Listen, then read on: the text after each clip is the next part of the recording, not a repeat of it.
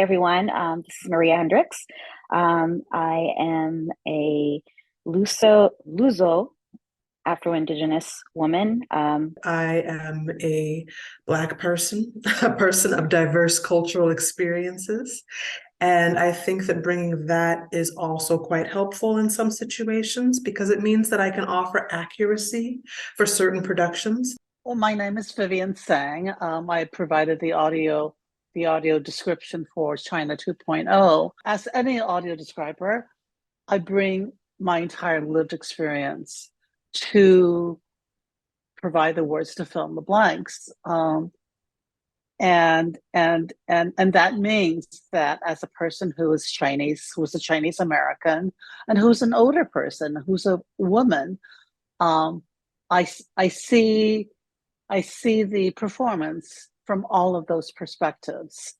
My name is Dave Hurd. I am a well-built African-American man, tall, bald head, mustache, and dreamy eyes because I'm a singer. So it comes with the territory.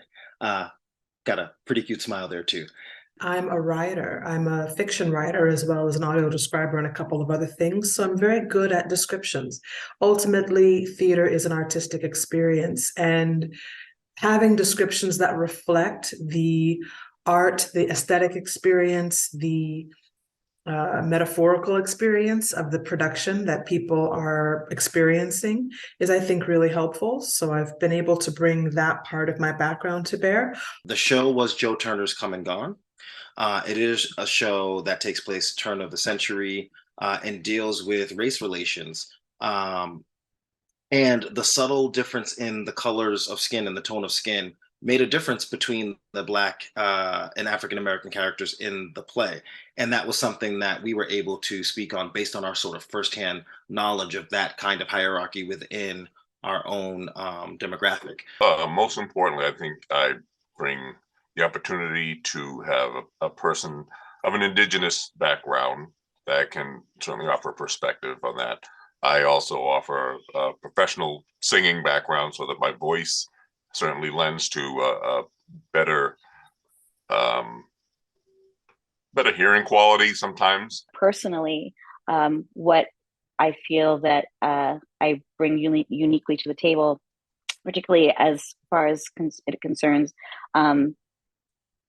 this group that was part of that cultural competency and AD workshop, is specifically that, being someone who is Afro-Indigenous. So I am checking off almost all of the boxes of the BIPOC acronym, right? So I'm racially diverse and ethnically diverse, and I'm also a polyglot, so I speak numerous languages.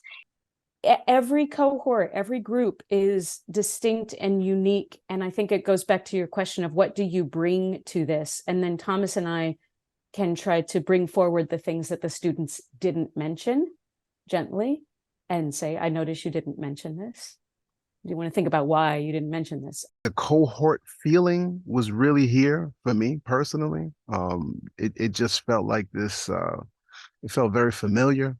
And even in some of the discussion, I always go back and I refer to this occasionally when I'm talking to folks, and just how this group specifically, I recall when we played that example of Black Panther, and it was just, I didn't have to say anything, right? I mean, it was just evident.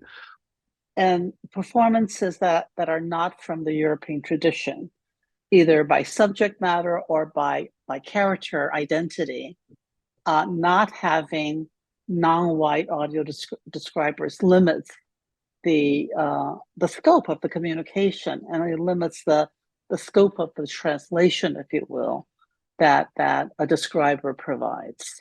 I would just add that, well, first of all, I agree so much that having the pre-show recorded on the website accessible is so nice. I had never encountered that before starting to consult with American Repertory Theater. So it's something that I hope to encourage more theaters to do. I'm really grateful for the opportunity to collaborate with Amber in particular. Indispensable Amber Piercy and other consultants like her.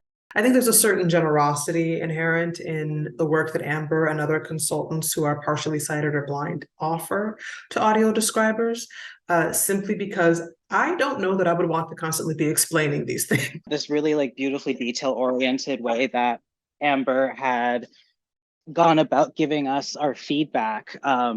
And it was directly actionable and truly just like added to the layer of like knowing that like, hey, we're not producing crap. We're not just like working to do just to do motions on the computer. We're making sure that we're producing something that's quality. The theaters that I've worked with thus far have all seemed very open to this new model.